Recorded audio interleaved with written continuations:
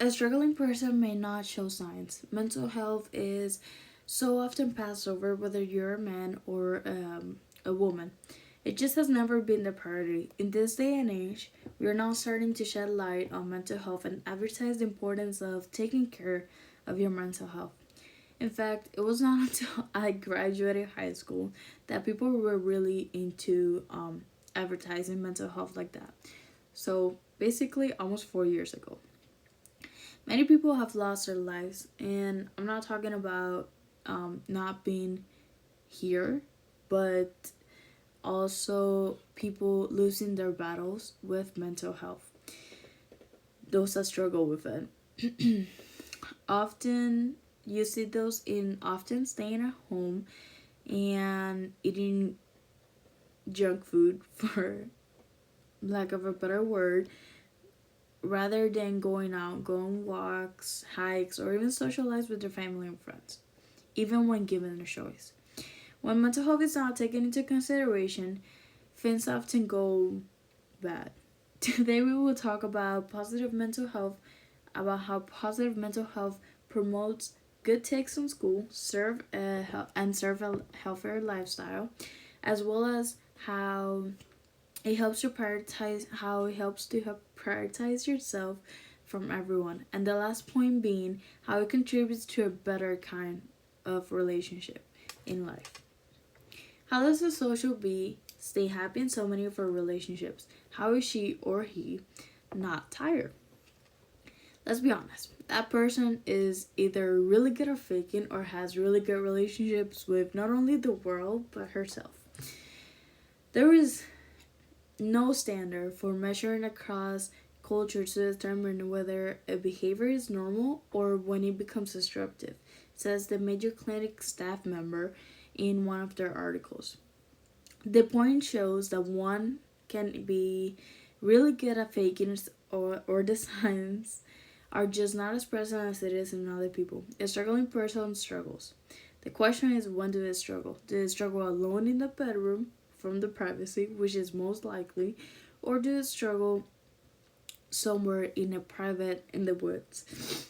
When I was in high school, I knew a lot of people. I was in marching band, I was in band, and I was in sports. I knew a lot of people, say the first 2 years, and I knew actually my whole 4 years. But the first years of high school, my mental health was not the best. I was not the best. It was actually pretty bad. Despite the fact that I have many connections and many friends, I couldn't have a deep relationship with someone. After a very traumatic experience I had, I took care of myself and I started putting myself first. The point of the testimony is that while it is okay to not be okay, it is also okay to not force yourself to be alright for other people, even if it's your family and friends. Next time you see a big group or that one person in class that knows everyone, take a closer look. Not everything is as it seems. And a question of are you okay is not, it goes a long way. With that out of the way, diving in even deeper, the world may be a disappointing place, but your mind will be the best world if you just let it be. By prioritizing yourself, you force yourself to open up your mind to a world where self care is the first choice.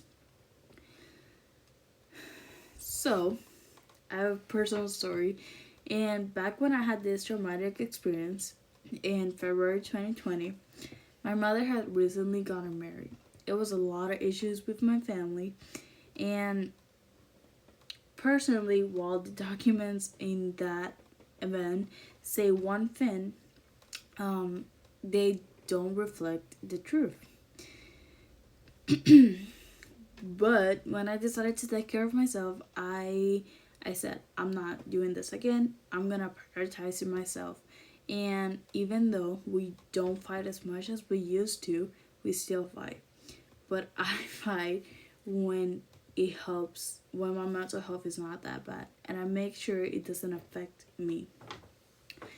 There's this person who creates videos that I watch most of the time. Her background with her parents is horrible, and it left her very not okay. Her mental health was took a very big hit, and while she struggles, she still has systems in her place. One of which is a battery charge, which is basically when if you're at 15% that day, instead of just taking this big one pin that will put you back into 100%, she goes little by little. So it may be, okay, I'm gonna eat, and that will raise her by 1% or 10% or however she feels later. And the point of it is that while she, while that 1% may not, it may take longer, it goes more effective and does not cause her to just disrupt completely. So, prioritizing yourself, think about it. Prioritizing your mental health from a class, a professor, a friend, or even family helps a lot more than one may think. So, if next time you need 5 minutes, take them. At the end of the day, 5 minutes lost is better than 6 weeks lost. With that out of the way, family relationships behind, one crucial and maybe one of the most important effects is the good effects of mental health. Positive mental health leads to a healthier lifestyle and promotes a good experience across the board for school. When we feel like we don't fit in and nobody understands us, we experience a lot of emotions, as stated in an article of Mountain Heights Academy. When social challenges cause issues, they often lead to a higher and deeper void of darkness. Furthermore, stress does not just come from school, but from the academic pressure you put yourself in, also stated in the Mountain Heights Academy. As a student, oftentimes the amount of stuff due and the pressure from the teacher, the professor, or even family members go on top of your student expectations, which could be already high, in which at some point it all combines into one big ball of snow that once started, it cannot be stopped, often triggering the mental health negativity slope, which causes you to fall back into the void. Next time you think how well you did when you were feeling good and happy, and versus when you were feeling negative and you didn't even feel like getting up. Isn't mental health just a boatload? It is a lot to take in and consider for anyone in that position or in not in that position. Good things happen and more often than when mental health is taken into consideration. More often because you just focus on the positive side and not so much on the negative. Sadness is one thing, however, it doesn't compare to depression, where it's just a disease, a mental health disorder that just focuses on the bad things of life. Even the smallest of changes help. Your battery for mental health may be down to 0%. However, one small thing can bring up that percentage, even if it's just by 1%. At the end of the day, little by little, the percentage per percentage, your battery goes up.